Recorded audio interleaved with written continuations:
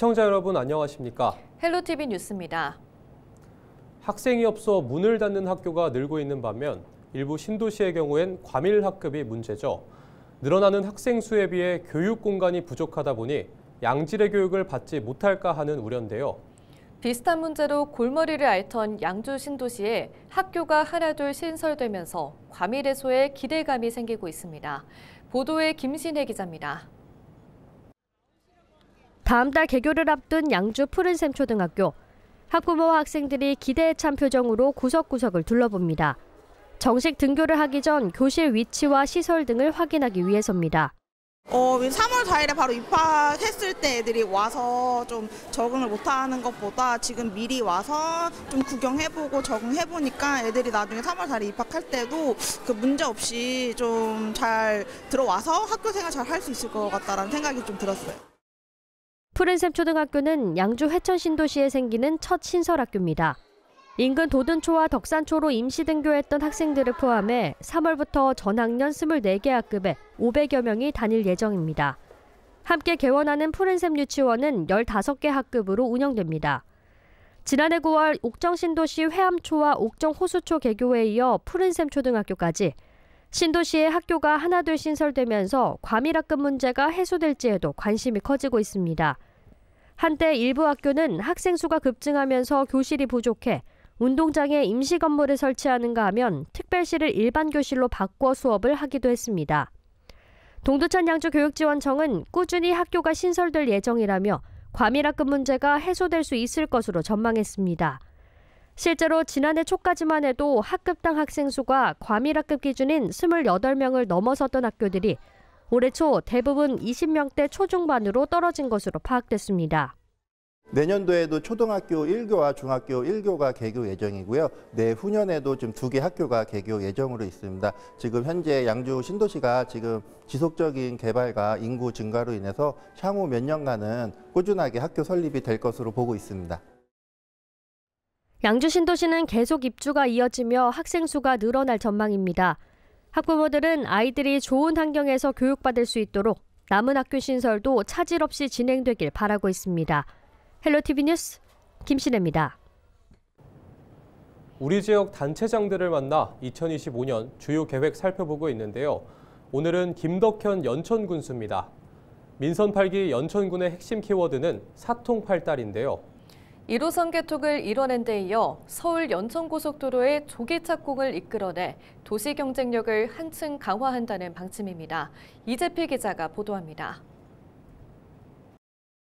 올해 연천군에서 가장 눈에 띄는 것은 바로 광역교통망입니다. 1호선 연천 구간이 개통된 지 약 1년. 지하철 개통의 영향으로 지난해 연천을 방문한 관광객 수는 200만 명을 돌파했습니다. 지난해 5월 개최된 연천 구석기 축제의 입장권은 전년 대비 240% 늘었고 연천역 주변 상권의 매출은 1호선 개통 전과 비교해 약 13% 증가했습니다. 김덕현 연천군수는 올해 1호선 개통의 효과를 활용해 지역경제 활성화에 집중하겠다고 강조했습니다. 전철 개통으로 인해서 역세권 주변의 변화가 이루어지고 있는데요. 크고 적은 상점가의 활력화, 인근 관광지를 방문하고 또 지역에서 소비하시고 이런 모습을 볼 때 전철 개통의 힘은 날로 크다. 올해 눈여겨볼 또 하나의 이슈는 바로 서울 연천 고속도로 조기 착공입니다. 지난해 8월 사전 타당성 조사에 착수한 서울 연천 고속도로.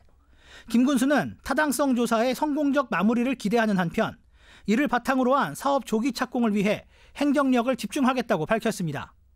특히 서울 연천 고속도로는 기업 유치를 통한 산업 확대 등 지역경제 활성화의 핵심이 될 것이라고 강조했습니다. 기업이 유치되기 위해서는 물류 문제가 걸림돌인데요. 그것을 해소하는 방법은 고속도로입니다. 또 민선 8기 군정 정책의 중요 키워드가 사통팔달이거든요. 어떻게 보면 이 고속도로는 연천군 사통팔달의 마침표가 마지막 퍼즐이라고 생각이 되고요. 김 군수는 이외에도 생활인구 1000만 명 달성과 세계 생태평화정원 조성, 종합장사시설 건립에도 행정력을 집중하겠다고 설명했습니다. 김덕현 연천군수의 신년 대담은 오는 24일 오후 9시 10분 헬로티비에서 확인할 수 있습니다. 헬로티비 뉴스 이재필입니다. 양주시가 테크노밸리와 은남 산업단지의 경제 자유구역 지정을 추진하고 있습니다. 양주시는 20일 경자구역 후보지 선정 심사에서 두 곳을 제안하고 발표했다고 밝혔습니다. 양주 테크노밸리는 연구개발과 첨단 제조업이 융합된 산업단지며 은남 산단은 국제물류 허브를 목표로 조성 중입니다. 경제자유구역은 관세와 법인세 등 다양한 세제 혜택과 규제 완화가 지원되는 특별구역으로 외국인 투자 촉진 등을 위해 지정됩니다. 이번 공모에는 양주와 의정부, 광명과 수원, 파주 등 5개 지자체가 참여했으며 다음 달 최종 후보지가 발표될 예정입니다.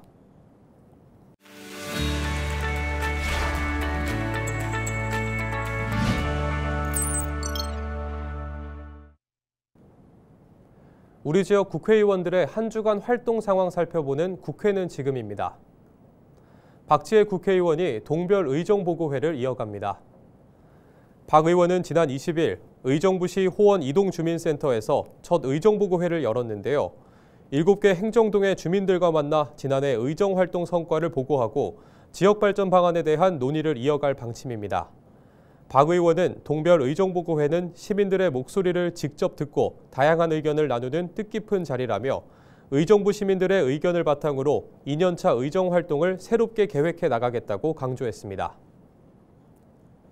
김용태 국회의원이 일본 중의원 등을 만나 의원 외교를 진행했다고 21일 밝혔습니다.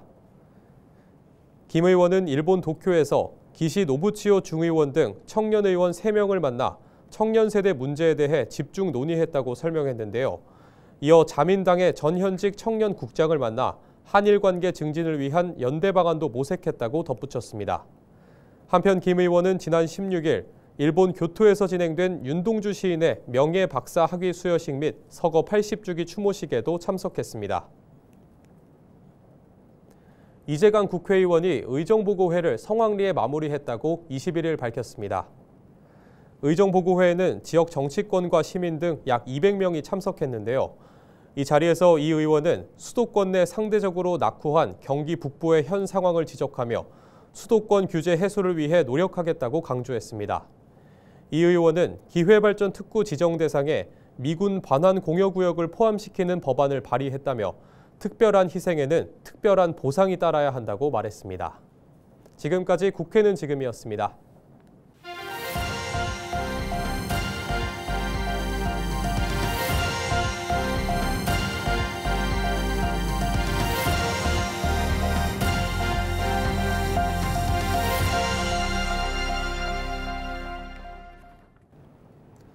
대한민국 합계 출산율은 OECD 평균의 절반에도 못 미칩니다.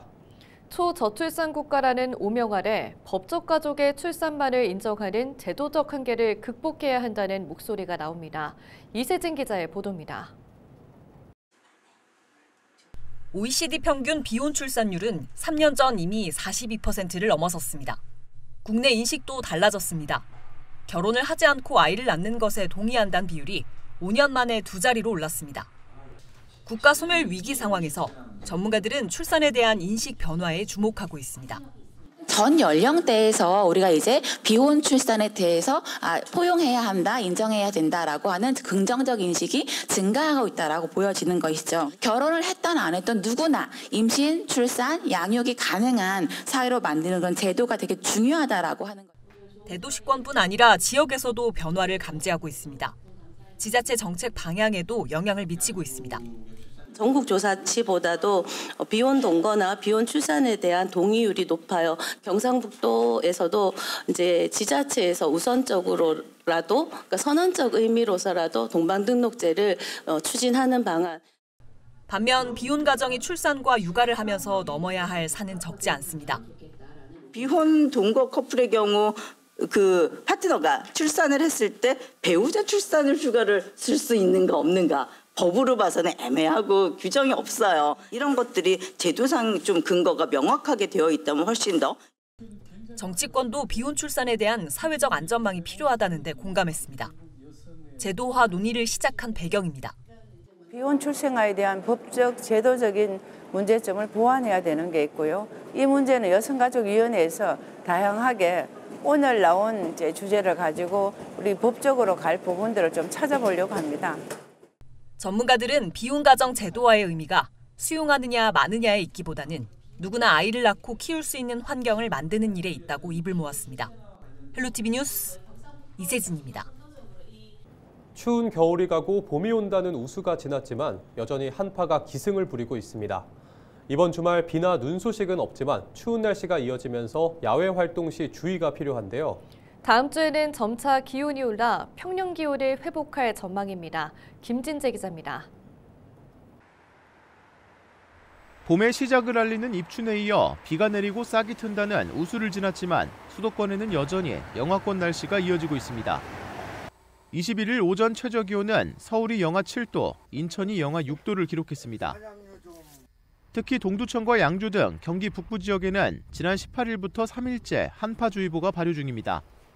수도권 기상청 분석에 따르면 올해는 찬 북서풍의 영향으로 평년보다 5도가량 낮은 추운 날씨가 나타나고 있습니다. 지난해 2월 서울의 최고 기온은 18.3도를 기록했지만 올해는 이보다 약 8도가량 낮은 10.1도로 나타났습니다. 올해 2월 서울의 최저 기온은 영하 11.8도로 지난해보다 8도가량 낮았습니다. 2월 중순을 지났지만 기온이 영하와 영상을 오르내리며 해빙기 안전사고 위험도 높아진 상황. 얼음이 얼었다 녹았다를 반복하면서 이렇게 곳곳에 빙판길이 생길 수 있어 주의가 필요합니다. 이번 추위는 주말까지 이어진 뒤에 다음 주 후반부터는 서쪽에서 온화한 공기가 유입되면서 평년 기온을 회복할 전망입니다. 주말까지는 평년보다 5도 내외로 낮은 추운 날씨가 지속이 되겠습니다. 다음 주에는 이동성 고기압의 영향으로 서풍이 불면서 기온이 점차 올라가고 그 이후에 또 저기압의 영향으로 남동 쪽에서 따뜻한 공기가 북상을 하면서 주 후반에는 조금 더 기온이 올라가는 날씨가 되겠습니다. 기상청은 맑고 건조한 날씨가 계속되는 데다 영동 지방의 경우 지형 효과로 인해 보다 건조한 날씨와 함께 강풍이 불어 산불 위험이 높아지는 만큼 화재 발생에 각별한 주의를 당부했습니다. 헬로티비 뉴스 김진재입니다. 김동연 경기도지사가 수출 중소기업인들을 만나 급변하는 국제 환경 속에서 경기도가 수출 방파제를 구축하겠다고 강조했습니다. 김 지사는 지난 20일 군포시에서 열린 경기도 수출 중소기업 현장 간담회에 참석했는데요. 김 지사는 트럼프 2기 행정부의 관세 조치를 포함해 국제 환경 변화로 대한민국 수출이 상당한 위협을 받을 것이 걱정이라며 최근 정부와 국회에 수출 방파제 구축을 제안했다고 설명했습니다. 김 지사가 제안한 수출 방파제는 관세, 환율, 공급망 재편 대응 방안으로 수출용 원자재 수입 관세 한시적 폐지 등 수출 중소기업을 위한 지원을 담고 있습니다. 양주시가 회천 신도시와 덕정동에 있는 중학교를 연결하는 통학버스를 3월부터 본격 운영합니다. 인근 학교 가밀 등으로 회천 신도시에서 덕정동에 있는 중학교로 배정받아 통학해야 하는 학생들의 불편을 줄이기 위한 건데요. 이번 조치로 기존 700번 버스가 700의 1번과 700의 2번으로 분리해 학생들의 등하교를 지원할 예정입니다. 또 73의 7번 마을버스는 회천 신도시에서 덕정 지역 중학교를 경유하도록 할 방침입니다. 연천군은 다음 달 5일부터 시티투어 버스를 재운행한다고 밝혔습니다. 연천군 시티투어 버스는 요일별 코스 운영을 통해 관광객들의 다양한 수요에 맞는 관광지를 선보일 예정입니다. 연천의 자연과 역사를 경험할 수 있는 시티투어는 홈페이지를 통해 탑승 예약이 진행되며 탑승 예약은 오는 24일부터 가능합니다. 의정부시가 상설 디지털 배움터 및 체험존을 개관했다고 21일 밝혔습니다. 이곳에서는 무인 안내기와 가상현실, 무인기 모의 실험 등 최신 디지털 기술을 직접 경험할 수 있는데요. 특히 ICT 교육장에서는 스마트폰으로 병원 예약 확인하기 등 실생활에 특화된 교육도 진행합니다. 의정부시 상설 디지털 배움터는 의정부시 평생학습원 4층에 위치하고 있으며 평일 오전 9시부터 오후 6시까지 예약 없이 무료로 이용할 수 있습니다. 이상으로 뉴스를 마칩니다. 시청해주신 여러분 고맙습니다.